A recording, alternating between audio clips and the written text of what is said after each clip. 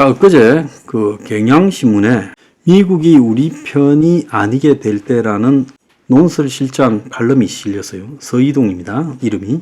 자, 근데 이 상당히 충격적인 내용인데 좀 좌파 매체라 하더라도 이 내용이 미국이 우리 편이 아니게 될 때 우리가 굉장히 어려워질 수 있다. 그래서 이 글을 쓴 논조는 윤 정권이 친미 1세계 강경 대북 외교를 바꿔야 된다. 이런 논조로 썼지만은 우리가 여기서 눈여겨봐야 될 것은 미국이 우리 편이 아닐 수 있다는 것이 지금 좌파들의 희망사항이고 실제로 그렇게 되어간다는 걸 우리가 유심히 봐야 될 거예요. 미국 바이든 행정부의 담당자들이 최근에 내놓는 발언은 북한 비핵화 목표를 폐기하려고 마음먹은 것처럼 보인다. 대북협상 총괄하는 정박 국무차관보는 오판이나 우발적 확전 위험을 줄이기 위한 위험 감소를 포함해 제재나 신뢰 구축, 인도주의 협력에 대해 북한과 대화할 용의가 있다고 밝혔다. 미라 렛 후퍼 백악관 NSC 선임 보좌관도 영내 전 세계를 더 안전하게 만들 수 있다면 비핵화를 향한 중간 조치도 고려할 수 있다. 이렇고 후퍼가 말하는 중간 조치는 핵 동결과 군축이다. 북한의 핵무력을 동결시킨 뒤 핵무기 감축을 협상의 목표로 삼겠다는 뜻이다. 앞으로 열릴 미북 협상은 비핵화가 아니라 핵군축으로 성격이 바뀌게 된다. 행동 대 행동 방식으로 북한의 핵동결, 미국의 제재 해제를 주고받을 거다. 2019년에 하노이 미북 2차 정상회담에서 북한이 제시한 내용과 똑같다. 결국은 북한의 뜻대로 되는 거예요.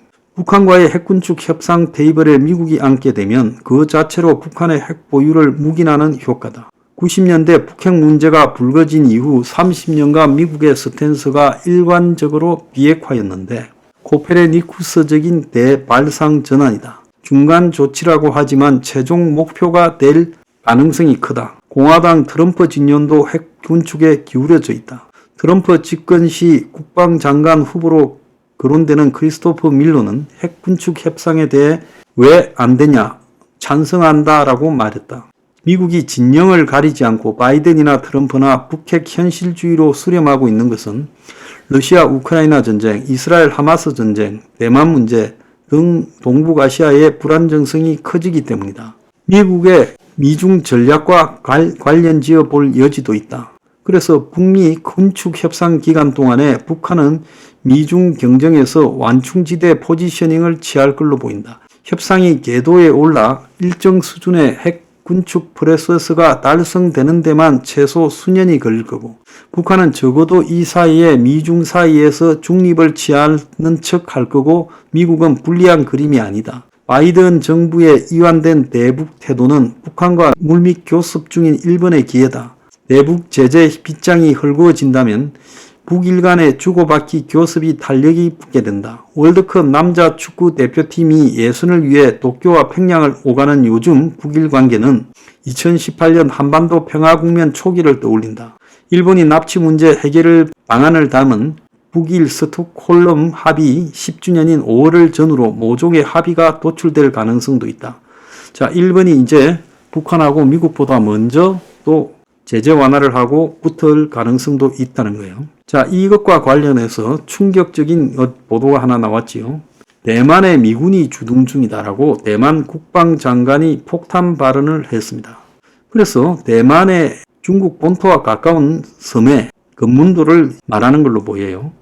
여기에 미군이 주둔해 있다. 이것도 누가 말했냐? 대만 국방장관이 금문도에서 미군 특수부대가 훈련 진행 중이라고 인정을 했어요.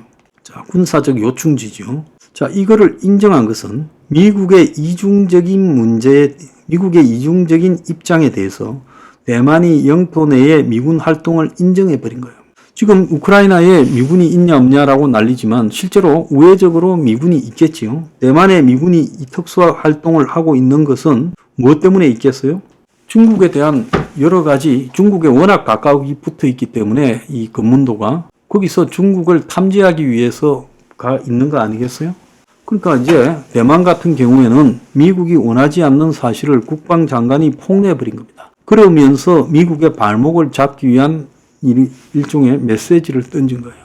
얼마 전에 보면 폴란드에서 이미 나토군이 우크라이나에 있다고 폴란드 국방장관이 폭로했나요? 그것도 의도적으로 한 거죠. 그래서 솔직히 나라를 지킬 필요가 있다고 느껴지면 미국의 눈치를 보지 말고 과감하게 질러야 되는 겁니다. 그런데 이제 좌파 매체가 이제 미국이 한국을 버리는 이런 현실을 갖다가 현실 시나리오를 이야기를 하고 있어요.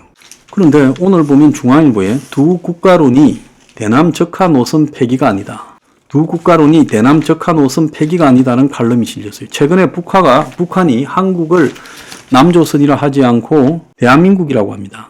이런 김정은의 말을 잘못 해석해서 김정은이 한국을 국가 대 국가로 인정하는가라고 생각하다가는 그건 큰일 날 문제예요. 그거는 뭔 이야기인가 하면 너거는 이제 우리하고 하나의 민족이거나 동족이거나 이런 이야기를 하지 마라. 우리는 너거를 적대적인 국가로 인정한다는 거고, 이 말은 언제든지 군사 도발을 할 수 있다. 같은 민족끼리 군사 도발을 한다라는 북한의 모순이 있었잖아요. 항상 북한이 도발을 해놓고 그런 문제에 남한의 책임을 전가하거나 궁색한 측면이 있었는데, 이제 적대적인 국가에 대해서는 언제든지 도발할 수 있다라는 이런 관점에서 북한이 남한에 대해서 두 개의 국가, 두 국가라고 지금 한 겁니다. 그래서 최근에 한국의 주사파 친북 단체들이 일체의 통일, 민족 이런 말을 다 빼버린 거예요. 자, 이 말은 뭔가 하면 과거보다 남한이라는 적대적 국가를 공격으로 내지는 남한 내부의 통일전선 전술로 무너뜨릴 수 있다라는 자신감이 더 커진 거예요. 그래서 북한식 평화 통일 방안인 고려 연방제 이런 거를 포기한 거라고 봐야 되는 거예요. 그렇다면 뭐냐? 교전 중인 두 국가, 즉 전쟁으로 대립 중인 두 국가라고 북한이 그렇게 지금 해석하는 거예요. 그렇다면 지금 휴전선이나 또 군사 분계선 그리고 북방 한계선 NLL 이런 것들이 다 의미가 없다라고 간주하며 북한이 이제 미국과의 화해 국면에 들어가기 전에 아니면 미국과의 군축이 진행되고 있을 때 북한의 핵을 지렛대 삼아서 지금 남한에 대한 재래식 도발을 할 수 있다는 겁니다. 자, 그럴 때 미국이 한국을 도울 것인가? 미국이 빠져 있을 거예요. 미국 스스로도 지금 뭐라고 합니까?